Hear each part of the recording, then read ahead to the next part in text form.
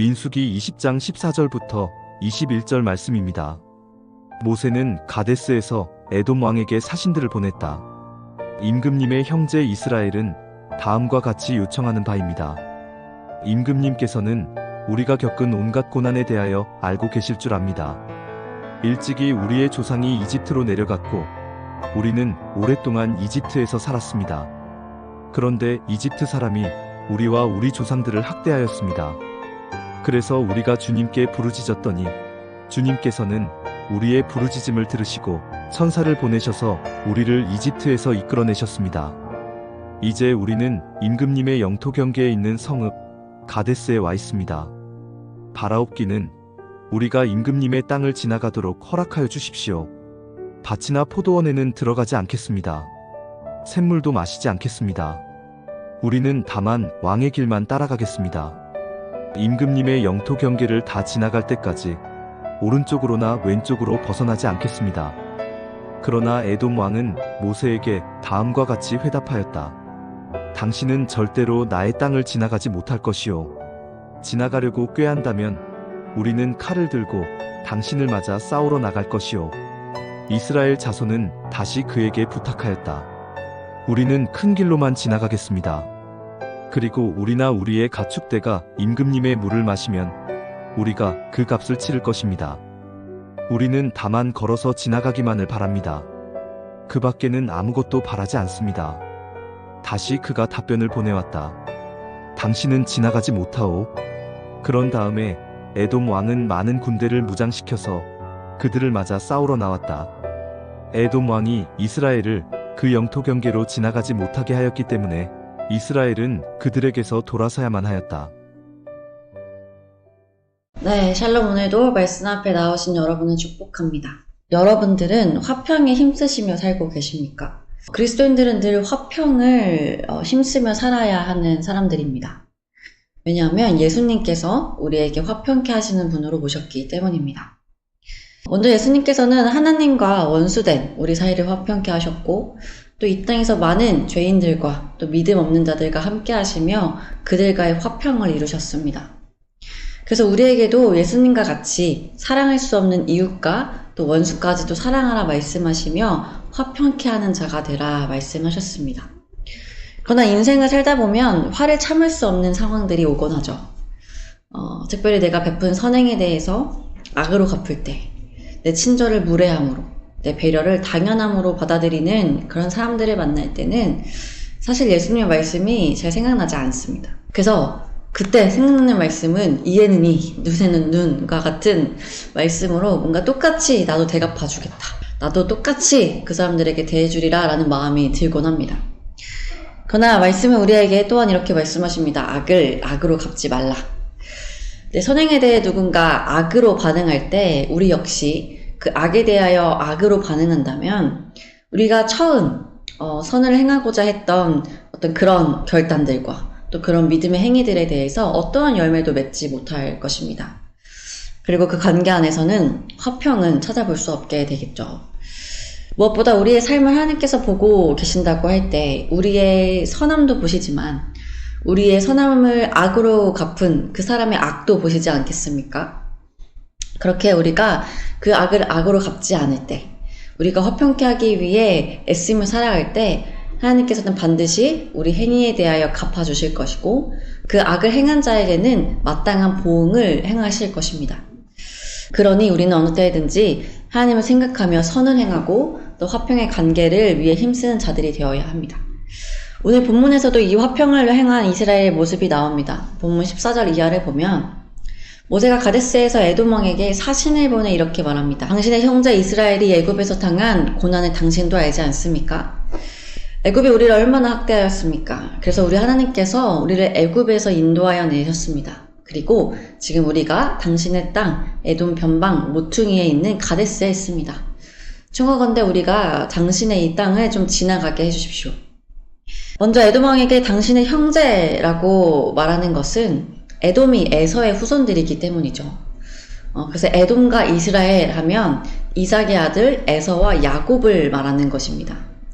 그러니 에돔과 이스라엘 민족은 형제된 민족이라 할 수 있습니다. 이렇게 먼저 우리가 형제이다 라고 친근하게 말을 건 모세는 자신들의 사정을 정중하게 이야기하며 에돔 땅을 지나가기를 정중하게 부탁을 합니다. 그리고 이어서 말하기를 60만 명이 넘는 인원이 이동을 해야 했기 때문에 사실 다른 나라의 이제 땅을 지나간다는 것은 아주 상당한 주의가 필요했죠.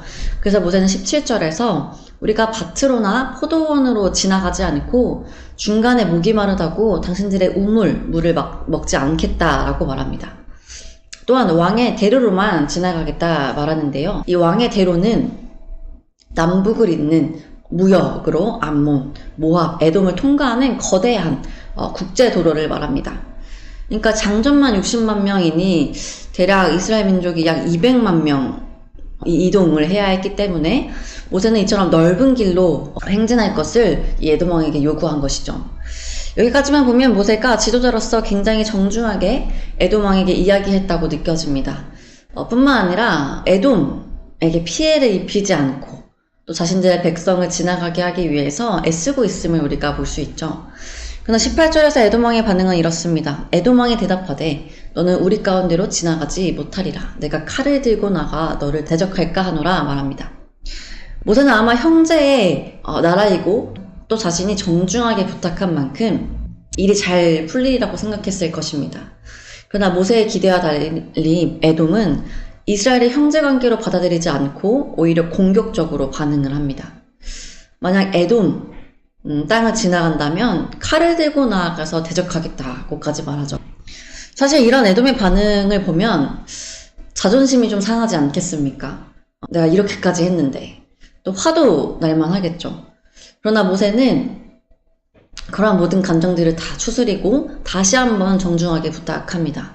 19절 우리가 큰 길로만 지나가겠고 우리 짐승이 당신의 물을 마시면 그 값을 내겠습니다. 그리고 아무 일도 없을 것입니다. 라고 말합니다.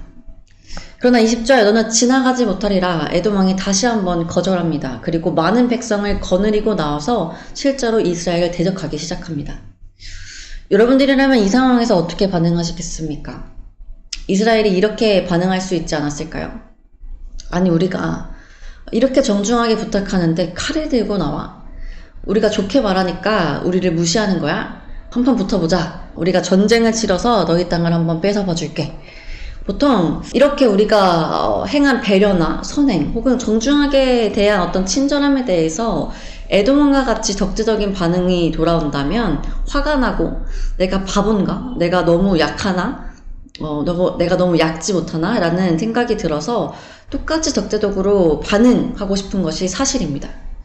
그러나 여러분 이렇게 자신들을 향해 적대적으로 공격적으로 반응하는 에돔에게 이스라엘은 어떻게 반응합니까? 21절 에돔왕이 이같이 이스라엘이 그의 영토로 지나감을 용납하지 아니하므로 이스라엘이 그에게 돌이키니라. 200만 명이나 되니까 그 안에 많은 의견들이 있었겠으나 결국 이스라엘이 하나로 결론을 낸 것은 돌이키자였습니다. 그래서 어떤 전쟁을 치르고자 하는 시도도 없이 그저 돌이킵니다. 이스라엘이 여기서 전쟁을 감행했다면 형제의 나라와의 어떤 싸움이 일어났겠죠. 그러나 이스라엘은 싸우지 않고 화평을 이루는 평화로운 해결책을 택합니다. 오케이. 속은 좀 쓰리지만 그들의 생각을 존중하고 받아들이자라고 결론을 내린 것이죠. 여러분, 우리가 이스라엘 백성들에게 오늘 배워야 할 교훈은 이것입니다. 우리 삶에서 우리의 선행이, 우리의 친절이, 우리의 정중함이 거절당할 때, 또는 우리가 정말 다른 사람을 생각해서 배려하여 제안한 어떤 일들이 받아들여지지 않고 막힐 때, 그때에도 우리는 하나님의 뜻을 구하며 또 화평의 길을 추구해야 한다는 것입니다. 모세와 같이 겸손히 최선을 다하여 정중히 나의 뜻을 전하지만 그게 받아들여지지 않았을 때 마치 두 얼굴의 사람처럼 그전까진 친절했다가 내 뜻이 받아들여지지 않으니 불같이 화를 내는 그렇게 똑같이 싸우는 것이 아니라 그전과 같이 겸손하게 또 친절하게 그 상황을 풀어나가는 자들이 되기를 소망합니다. 그러니까 늘 우리는 여러 갈등 속에서 평화로운 해결책, 화평케 하는 길을 모색해야 한다는 것입니다. 사랑하는 여러분, 우리의 인내와 우리의 오래 참음은 결코 약해서 내가 부족해서 행하는 바보 같은 일들이 아닙니다. 우리가 거절을 당하고 무시를 당하고 또 여러 갈등 속 손해를 입었을 때 인내하고 오래 참음으로 결국 화평과 평화의 길로 나아가는 것은 누구보다 용기 있는 일이고 누구도 쉽게 할 수 없는 위대한 일임을 기억합시다. 그리고 그것이 얼마나 화평을 원하시는 하나님께 기쁨이 되는 일인지 함께 기억했으면 좋겠습니다. 기도합시다. 하나님, 오늘도 말씀으로 하루를 시작하게 하시니 감사드립니다. 하나님, 우리는 오늘의 말씀과 같이 우리의 삶 속에서 얼마나 화평을 이루며 살고 있습니까? 오늘 이스라엘 백성들이 에돔에 대하여 참고 또 그저 그 길을 돌이킴으로 화평의 길로 나아간 것을 우리가 함께 보았습니다. 우리의 정중함이 무시당하고 우리의 선한 마음이 왜곡되고 우리의 노력을 알아주지 않는 여러 상황들 가운데 우리는 억울하여 화를 내고 답답함에도 화를 내고 그래서 그들의 반응대로 우리도 똑같이 분노하며 싸울 때가 많이 있지만 오늘의 말씀을 기억하며 이스라엘과 같이 우리가 그러한 길에 그저 돌이켜 화평의 길을 선택하며 나아가게 하여 주옵소서. 먼저 우리를 오래 참으시고 용서하신 예수 그리스도의 그 사랑의 길로 우리가 나아가게 하여 주옵소서.